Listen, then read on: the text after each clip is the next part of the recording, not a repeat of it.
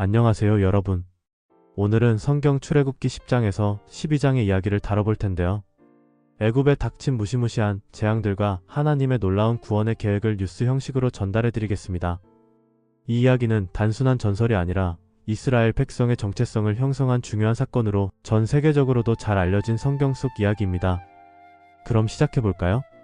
먼저 8번째 재앙, 메뚜기 떼가 애굽을 덮칩니다. 모세는 바로에게 경고합니다. 이스라엘 백성을 보내지 않으면 온 애굽 땅에 메뚜기 떼가 찾아올 것이다. 하지만 고집센 바로는 또다시 하나님의 명령을 거부합니다. 그러자 모세가 지팡이를 들자 강한 동풍이 불면서 어마어마한 메뚜기 떼가 애굽 전역을 덮칩니다. 이 메뚜기 떼는 단순한 곤충 떼가 아니었습니다. 하늘이 보이지 않을 정도로 많은 메뚜기들이 땅을 뒤덮었고 우박 피해를 피했던 모든 채소와 나무 열매를 모조리 먹어 치웠습니다. 농작물은 물론 남은 식량마저 사라지며 애굽은 큰 혼란에 빠졌습니다. 깜짝 놀란 바로는 모세와 아론을 불러 애원합니다. 내가 잘못했다. 제발 이 죽음만은 멈추게 해달라. 모세가 하나님의 뜻에 따라 기도하자 하나님께서 서풍을 보내셔서 메뚜기 떼를 모두 날려보내십니다. 그런데도 바로는 마음을 바꾸고 이스라엘 백성을 여전히 풀어주지 않았습니다.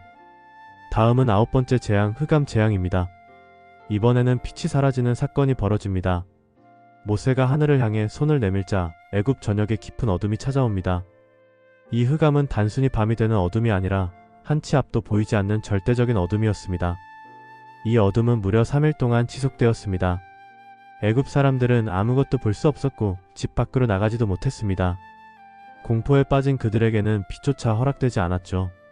그러나 이스라엘 백성이 거주하는 지역 고센 땅에는 빛이 있었습니다. 이것은 하나님의 보호가 어떻게 이스라엘 백성들에게만 임했는지를 보여주는 상징적인 사건이었습니다. 하지만 이번에도 바로는 마음을 돌리지 않았습니다. 그리고 마지막 10번째 재앙, 장자의 죽음입니다. 하나님은 모세에게 말씀하십니다. 이 재앙이 끝나면 바로가 너희를 반드시 보내게 될 것이다. 모세는 바로에게 마지막 경고를 전합니다. 그날 밤 애굽의 모든 가정에서 장자가 죽게 될 것이다. 왕의 아들에서부터 평민의 아들까지 심지어 짐승의 첫 새끼도 예외가 없을 것이다. 그러나 바로는 여전히 모세의 경고를 무시합니다. 이때 하나님은 이스라엘 백성에게 특별한 지침을 주십니다. 이날을 너희 달력의 첫 번째 달로 삼고 이날을 영원히 기념하라. 첫 달 열흘에 흠 없는 1년 된 어린 양을 준비하라. 14일까지 간직한 후 저녁이 되면 양을 잡아 그 피를 문설주와 문 위쪽에 발라라. 하나님은 이 피를 보고 그 집을 넘어가실 것입니다. 이것이 바로 유월절의 시작입니다. 그리고 잡은 어린 양은 불에 구워 먹어야 했습니다. 무교병과 쓴 나물과 함께요. 삶거나 날 것으로 먹으면 안 되었고 머리와 다리, 내장까지 모두 불에 구워야 했습니다. 먹을 때도 허리에 띠를 두르고 신발을 신고 지팡이를 든 채로 급히 먹어야 했습니다.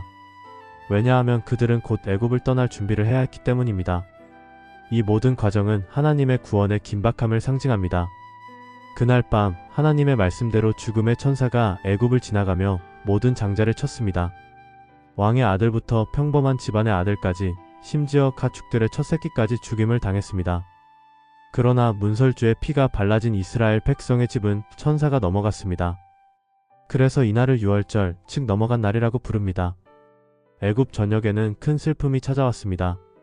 모든 집에서 울음소리가 들렸고 바로는 결국 이스라엘 백성을 떠나게 합니다.